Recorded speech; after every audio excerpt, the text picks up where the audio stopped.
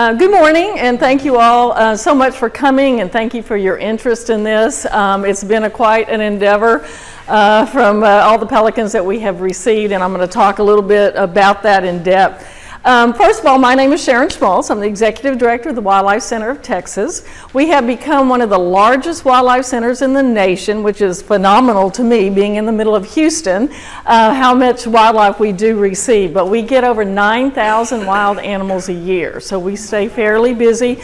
I think we get a lot of people that care in the Houston area, Houston-Galveston area, and so they're aware of animals, they're looking at wildlife, so they'll bring stuff into us.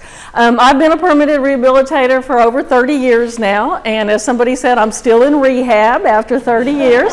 Of course, Trudy Bells is here too, who's been in rehab for I forgot how long Trudy's done it. And then we have a new person, Charlie Rohack, who came, who's a rehabilitator and lives in Galveston, used to be in the College Station area. And so, you know, we do have a lot of good resources. I know a lot of you are interested in helping with wildlife rehabilitation. Please let me know. We actually have a good group of people now that are driving from League City all the way into the Wildlife Center, maybe only coming once every 2 weeks or something like that. But if you are interested in that, we'll try to get together with that too. We're in the Heights at I-10 in Washington. And I live in League City, so yeah, I make that haul every day, so I know. So today, the first couple of slides I have, I just want to talk a little bit about what we do. I don't know how many of you know anything about the Wildlife Center of Texas or what we do there. So one of the important things that I think we do is education. I mean, that is the only way to ever solve a lot of these issues we've been talking about with trash. I mean, we see the impact of trash almost daily at the Wildlife Center. I mean, there's so much of these, many of these animals that have gotten into things, even to the point of glue traps that people use that throw them away. We get baby wrens that are up on a glue trap. You know, so there's all kinds of trash that people don't even really think about when they're throwing things on the ground. So that education is very important. And we talked about 20,000 adults and children every year. We are lucky we have ambassadors that we bring with us. We have a great horned owl, a screech owl, a peregrine falcon, so we are able to go into the schools and really make an impression on these kids. We're trying to teach them that respect for wildlife, respect for the environment, and respect for each other, because it all goes together. And even when we bring our educational ambassadors in, we won't take them out until everybody's respectful and quiet. So it's one of the things that we really try to impress upon the children. I do a lot of at-risk kids, and it's always neat because when we come in, they're some of the most attentive. You know, you're escorted by police officers and you're like, oh, you know. But really, when you start talking about that I have this great horned owl, this peregrine falcon, it's amazing how quiet they are. And many times the teachers are like, can you come back tomorrow? We've never seen them act this way. You know, and it's not me, it's actually the animals that really impress that upon them. So education is so very important. We also do a lot of education for emergency response. We do oil spill workshops. I see a lot of familiar faces in here that have come to our oil spill workshops before. We do about 6 to 8 of those every year where we teach people how to help us if there is an emergency to work with us. Also, another part of education, we work, it's kind of a new program we have now at the Wildlife Center. We are an affiliate of the Houston SPCA, so we have a new program with Texas A&M School of Veterinary Medicine that every 4th year vet student has to do a required 2-week rotation through with domestic animals, farm animals, and the Wildlife Center. So it's really neat that we're able to educate these future veterinarians, show them some of the things we deal with in wildlife, and impress upon them is what are you going to do if somebody brings in a hawk into your clinic? You know, do you know the laws that cover that? Do you know what you're going to do? And then some of the ways that they can help do some stabilization too. So that's really, I'm excited about that. After all these years, it's kind of, this is what I wanted to see happen, you know, having it so that it's more scientific. So it's really a neat program, and I think it's going very well. The other thing we do is emergency response. We respond to wildfires. A couple years ago, we had several fawn that were in wildfires up in West Texas, I guess west of Houston. And hurricane response, we do a lot of hurricane response. After Hurricane Ike, in I think it was 3 weeks, we took in over 1,500 baby squirrels. I was sick of baby squirrels. But we do that too. So we had, and we also had we had osprey and pelicans that were oiled after the hurricane, where the boats turned over, just regular boats where the fuel would come out. And so a lot of pelicans got oiled during that. So we also do any other kind of oil spill response. We have all our safety things that we need, our incident command training and all that kind of stuff, so that we can help with oiled wildlife response. The rehabilitation efforts, we do get a lot of things that we see that come in injured orphan. This was actually a bald eagle that came in electrocuted. So we do receive those. The bald eagles are really making a comeback in our area, so we're seeing more and more of them. Unfortunately, this guy did get electrocuted, and we stabilized him and moved him back up to Texas A&M for further care. Habitat destruction, this is a little orphan gray fox kit here, and they had gone in and cleaned out a whole area and found this little baby in here, but they'd already destroyed the den and everything, so we ended up having to take care of him. So and whenever we can, we want to try to get people to put wildlife back. Their parents are better for them than I am for them. And so we do a lot of education on the phone as how people can help with habitat destruction and some of these other problems. And we are highly successful getting people to re-nest during this time of year especially. Pretty soon we'll be getting calls on baby great horned owls, and they are so easy to re-nest if people will just put the time and effort into it. And so, sorry, I get on my soapbox about this, I'm getting off the trash thing. But re-nesting is so important, because a lot of times, a nest will fall down, or one chick will be disturbed by a raccoon up in the nest. So if you can use laundry baskets, you can get those babies back in there and get them back up. Even red-shouldered hawks. We've had citizens who have put cameras up there so they can see that mom's coming back and bringing them rats. So that part of it is so important, making people know that you can put them back, that just because you touch a baby bird, that's not true. Its mother will take them back. They don't have a good sense of smell, and they just want to take care of their young. So we spend a lot of time on the phone talking about that one issue over and over every spring. It doesn't always work. Sometimes there's extenuating circumstances, or people are not going to put the time in to watch and make sure. Then we do say, go ahead and bring them to us. The other thing are any kind of environmental concerns, which we're talking about here with all the trash that we see out in the areas. So this is a little bit now about the brown pelicans. So from December 9th to January 7th, we received about 111 brown pelicans. And we have a huge warehouse in our center. So we had the warehouse set up just like we set up basically for oil spill response, but the good thing is they weren't oil. But we did have to set them up in boxes. We had to provide heat for them. We use a lot of heat lamps, a lot of direct heat on them. Heating pads don't work on pelicans because it doesn't radiate up enough. So we use a lot of heat lamps that we put for them to keep them warm, get them hydrated. So these were, and they mainly all came from Seawolf Park in Pier 19. And this is what we found in all these little guys. These are the fish hooks. Most of them came to us after the monofilament line was cut off, so mainly what we were finding were fish hooks, spark plugs that people were using for weights, little bags of sand that they were using for weights. We were finding them internally and externally on them. We did have to really go over them with a fine-tooth comb to find some of them. Many of the different hooks were like embedded, so some of these weren't totally fresh either. Some of these had been embedded underneath. So we did have to really kind of dig around in there and make sure that we got them all. A lot of them with fish hooks either in the side of the mouth, in the top of the mouth, even some in the eye. There were a couple that lost their vision because of the hooks that were on them. So the external effects we saw a lot of. A lot of them were the beaks. They couldn't eat because their beaks were closed shut with the fishing line and the hooks and lures. We're very fortunate. We had just had a donor buy us this critical care unit. And of course, we initiated it with stinky pelicans, but it is a great resource we have. It provides heat. We can use it as a nebulization unit, and we can also give them oxygen. So we were able to use that. It was really kind of fortuitous that it came right at the time that we needed it.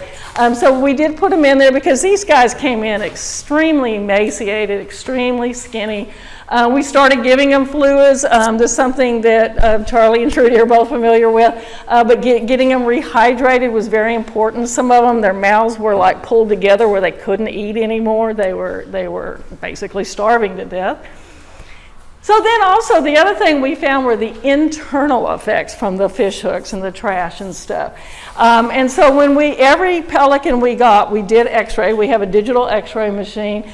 So every pelican was x-rayed. I think the winner of the number of hooks, one of them had 16 hooks, internal and external. So any of the hooks that were free floating, our veterinarian would actually put her hand down their throat and try to pull out as many of the free hooks in line that she could. And because it was less traumatic than taking them to A&M and using an endoscope. So we try to get out as many as we could that way, trying to free them. But anything that was attached to their GI tract, we did have to send to Texas A&M, and they use an endoscope to actually remove those pelicans, remove those fish hooks out of them. And so we did. One of the interesting things is that they had a lot of internal parasites, and I don't know if you can see that from here. And this is something we see every year in the brown pelicans. I think Trudy and I have seen this forever, for 30 years probably. But they do tend to get a lot of different kind of nematodes, trematodes. They have found that a couple of these trematodes are not native to our area. They actually come from a snail that was either on a ship one time that came through here, or people dumping their aquarium water and it gets back into the Gulf. So these trematodes are very hard on them. So trematodes, nematodes, all kinds of roundworms. But on the necropsy, and this is a few of the necropsies that they did, we did find that a lot of them they think, died from the hook because it perforated the stomach and perforated the intestines. So it'll be interesting. This is still pending. This isn't all total end of it yet, but there are lots of them you'll see have perforations, but all of them had parasites. And so this time of year, we see a lot of the juvenile, and adults too, pelicans that have a lot of internal parasites. And so what happens is when it gets cold, the fish go deeper and it's harder for them to find food. And so they get really hungry, and then those parasites just start taking over. Even when she was going in and removing hooks and stuff, she was coming out with handfuls of parasites. So these guys, that's not a new thing, the parasite problem.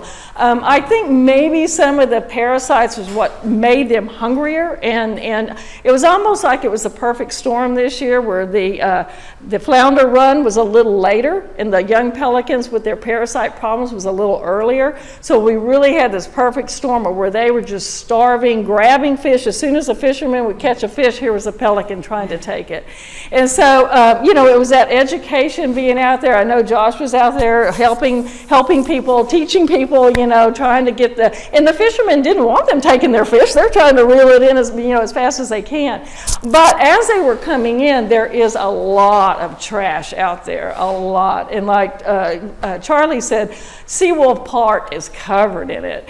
I haven't been out to the dike area, but I think it's just as bad. But when they do get hungry and they do start coming up, you're going to see them getting into more of this stuff that's left there. And there's been a lot of studies. There's a real good report out from California where they had the very similar problems with fish hooks and fishing line. And they did a lot of the signage. They also had people out there trying to explain to people about the parasites. Sorry, I'm losing my voice.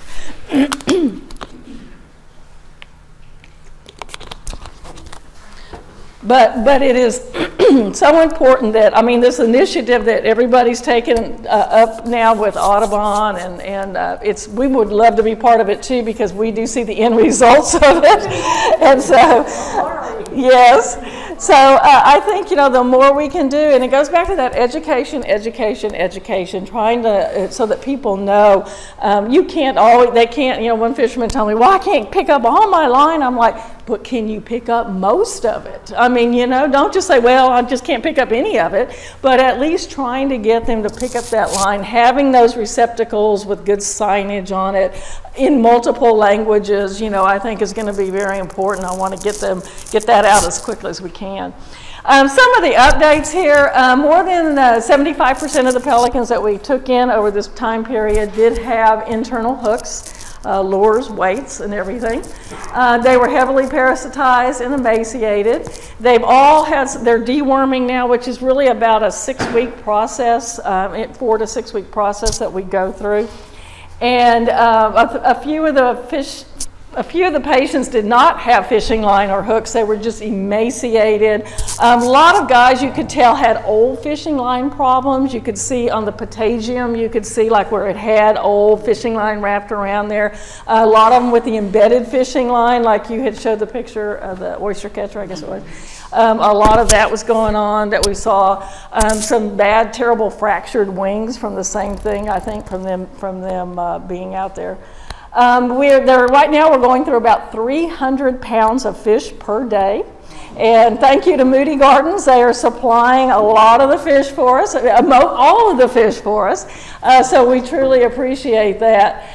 Right now we have about 80 brown pelicans that are about ready for release, which is a whole nother problem now. We don't want to take them back to SeaWorld Park. It's not cleaned up yet. Also, the cold weather, it's making the fish are still going to be down. So we've still got that problem of, is there going to be enough food source out there? I mean, the good thing is these guys will be dewormed. They'll have one up on the rest of them out there. So they will be able to, you know, survive. So we're looking for some good weather, and we'll be doing some public releases and getting them back out in the wild. They are housed right now in 4 different 60-foot long flight cages that are 12 foot tall, so they can keep exercising. Because what happens is when they get that down and that debilitated, they also start losing their muscle mass, so we want to try and make them fly, make them exercise. But it's kind of hard with brown pelicans. They're kind of like red-tailed hawks. They're like, I'll just sit here, you're gonna feed me? And so it's almost like we have to chase them and make them fly a little bit so that we do keep their muscle strength up, since they are divers. A lot of these guys have learned to hunt a lot like white pelicans, where you'll see them start corralling fish, but we want them to be as good and sharp and flighted as they can be when we get them back out into the wild. So this is just some of them now that, you know, they look so much better, they feel better, their parasites are mainly gone, and so they're getting ready for release. So we will be having a couple public releases. We're trying to do smaller batches of releases. We don't want to put all 80 of them into one area. So we'll have probably down in Seabrook, we'll do about 10 or 12. We've got some other locations where we're going to release some. So you might, if you'd like to attend a release, you might go to our website and click on our Facebook link, because we'll put a notification on there when we do the release. And so the next steps and the solutions, and you know, that's I think what we're here today for, talking about that. And I do know, and I thought that was a really good idea, because these open mouth things like this are very much an invitation for people to put trash in there, like diapers and bottles. So restricting that hole, I think, is going to be a very, very important thing. And making sure we get the monitors that are going to be monitoring these things when they need to be cleaned out, because I have read a lot of other places where they have these and they're not monitored. So then pretty soon people, like you said, just start throwing it on the ground in front of it. And it's not only seabirds that get into this stuff. It's you know, any of the songbirds can get into it. Anybody can get into that. Who is the organization that will monitor that? If we wanted to volunteer to remove the... That's what we're working on, I think. Yeah. That's what we're trying to figure out through Audubon and Sea Grant maybe too. You know, I don't know who all the partners are going to be, but yeah. They will be one of the partners, but yeah, getting it all organized. My understanding, and Amanda knows too, that somebody has to be responsible for emptying it and recycling. And do you want to add anything? Yeah, I'm kind of going at it. You can almost look at it like a park. You know, when a park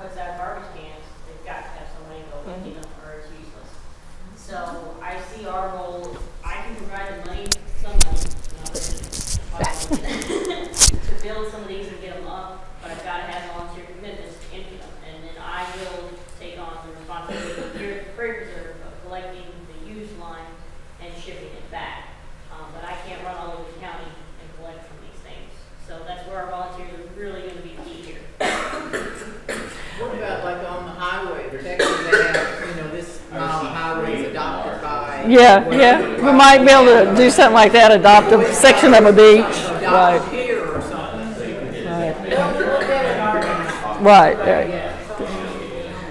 Right.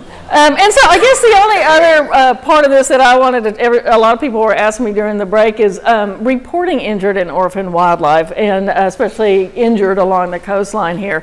It's always been a struggle. A couple years ago we had a meeting, I think some of y'all were there.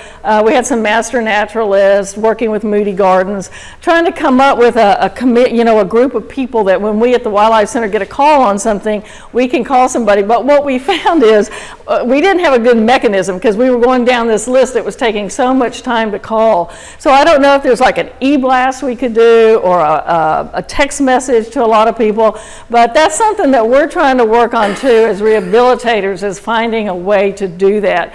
And then eventually, you know, we have local people that'll take some, but some of these things, especially the injured things, they really need to get to the Wildlife Center so they can get medical care.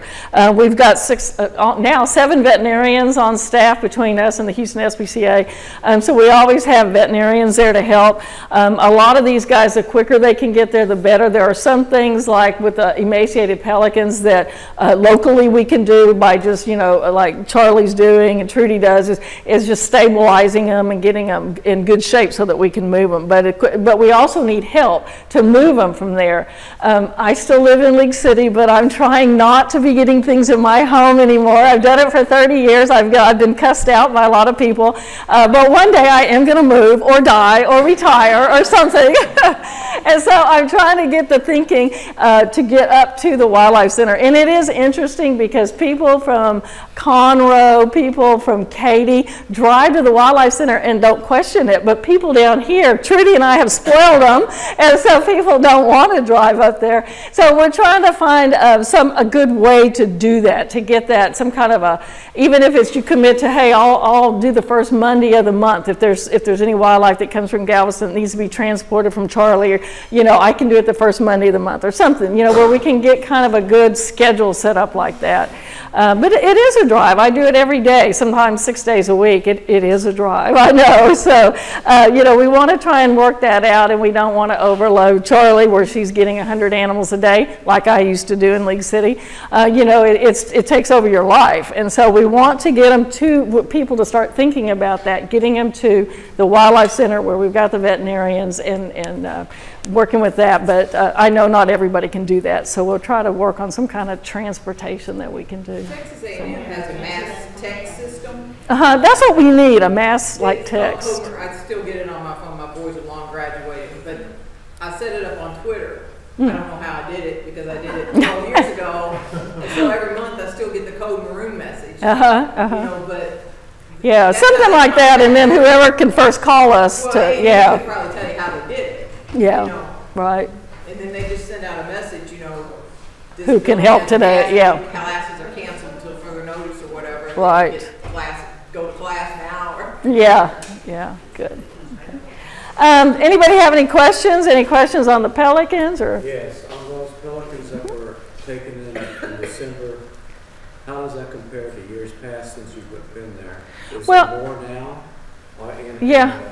happening, or is it just an instance that just happens? Well, every year we get a lot of young juvenile pelicans, brown pelicans, and it's mainly parasite load, the large parasite load they have. This is the first year I've seen so many come in with internal hooks, external hooks. For me, I mean, I think it's 111 in that short span of time. One day there were 30 in one day. So, you know, I think that is a heavier load. And once again, somebody was saying they think it's because of that flounder run being later than normal, so there are a lot more fishermen out there.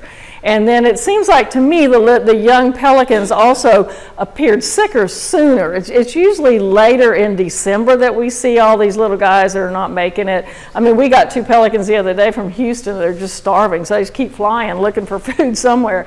I don't know. And then we had a lot of people out there looking that we don't always have out there looking, which is good. We were able to save them. So it seemed a little higher than normal to me, especially with the hooks. So I don't know. I hope it's not a trend that we're going to see, but now we're going to get out there and clean it up, and we can hopefully prevent at least that part of it. I think we're still going to see the parasite load. We're still going to see that problem. And I can tell you from people who make the pelicans, North Deer Island is our nursery. We own it with Houston Audubon and several private donors. The pelican nesting on North Deer is increasing exponentially. Right. Between North Deer and Market 52, right beside it, in 2013, we had 4,600 pairs of brown pelicans. Wow. Pairs. I don't have 2014 numbers yet, because when I went out and counted with Donna Anderson with Fish and Wildlife, we got the numbers back and like, this can't be right. So I don't have numbers yet on 2014, but I think we're just producing a ton of pelicans. Yeah, I think somebody did say this was a much larger hatch year. Yeah, that's part of it too. I wanted to say that everybody needs the telephone number of animal control. Josh here is from animal control. Every pelican, except for the ones that a couple of groups went out and rescued with me, Josh has personally rescued. Yeah, and Josh is with the City of Galveston Police Department Environmental Services Unit. Is that what they call it? Animal Services. Animal Services Unit Yeah. for the Galveston Police Department. If you find anything on the island that's injured, that's not a human, and you call the police department, we will come out and we will capture it, unless it's just absolutely beyond the scope of human ability. He did a remarkable job this year. A remarkable. I worked with other animal control groups, and the one in Galveston is the most compassionate, caring. This person and his partner that he works with, they are there so quickly and have just done an amazing job. Yeah, they really did.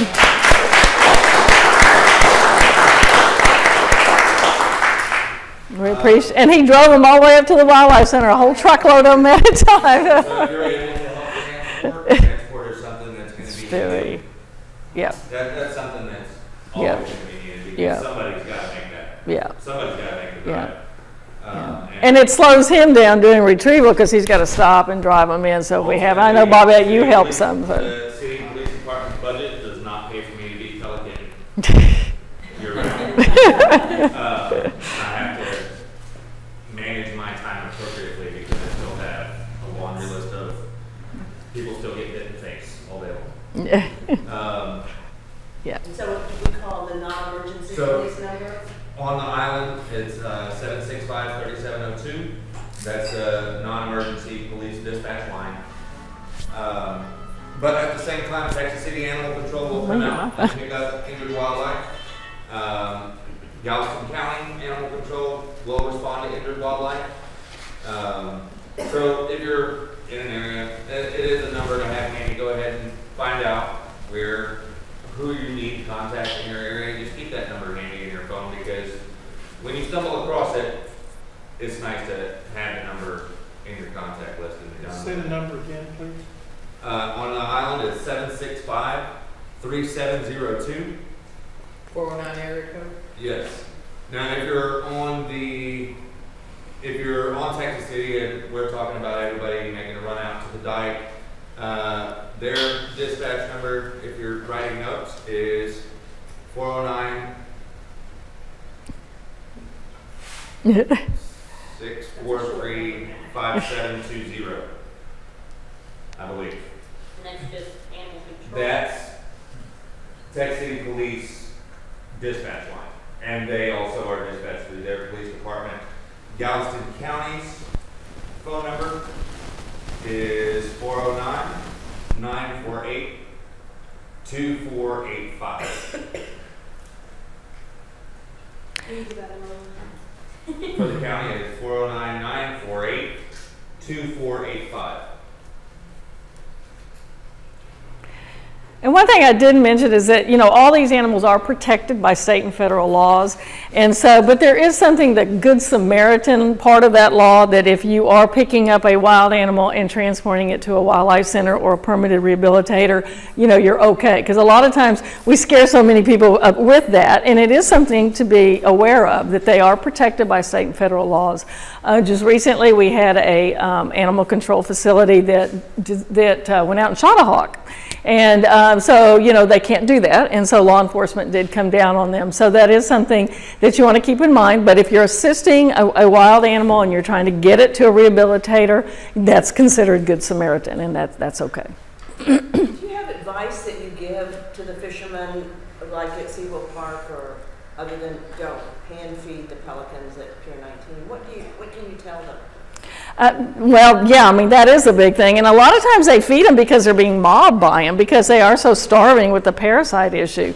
And so that's definitely one of the things that we tell them.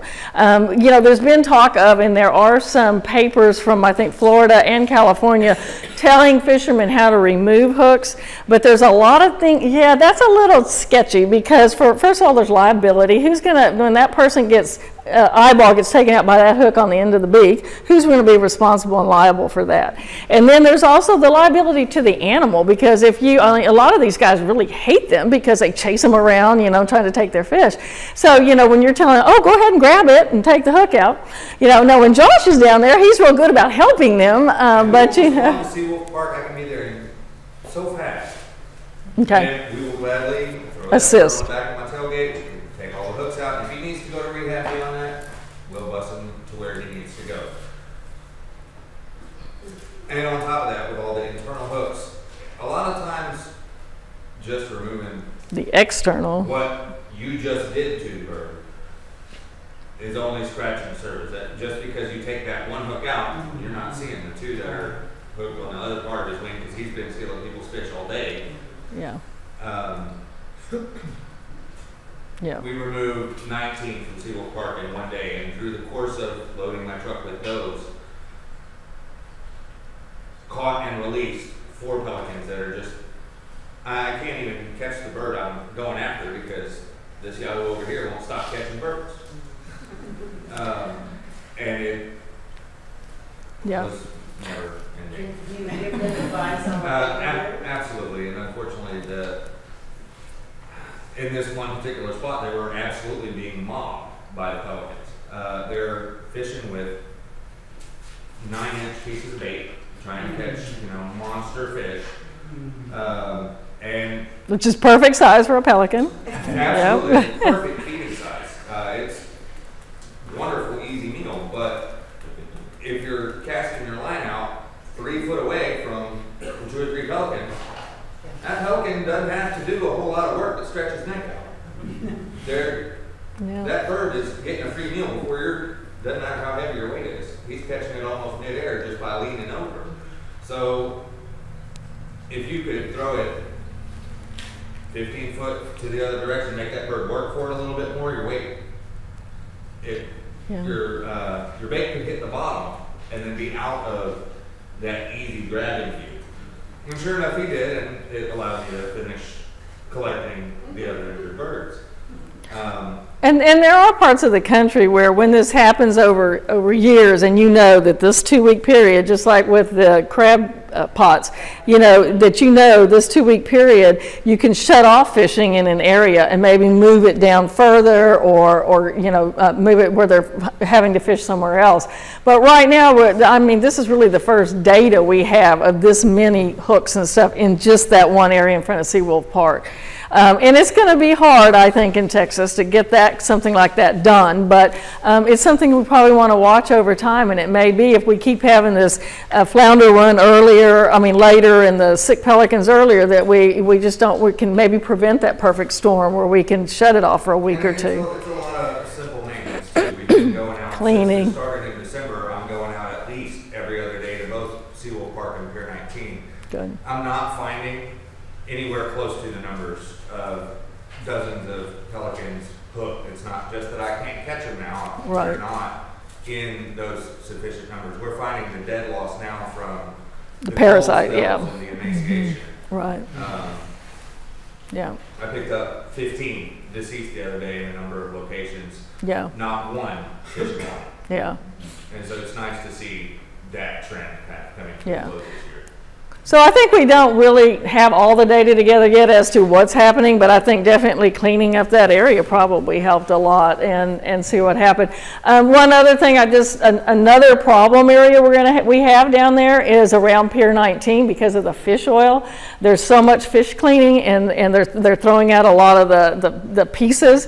Trudy and I've got a lot of them before in the past that they're oiled from fish oil. So that's a whole nother can of worms that we'll talk about later. But something else that we need to probably keep in front of us is that kind of stuff too. And also some of the stuff they throw out are too big for the pelicans and they're getting stuck in their throat. We haven't really seen that this year. I haven't seen any oiled ones. I haven't seen any fish stuck in their throats yet. But that is just another whole issue.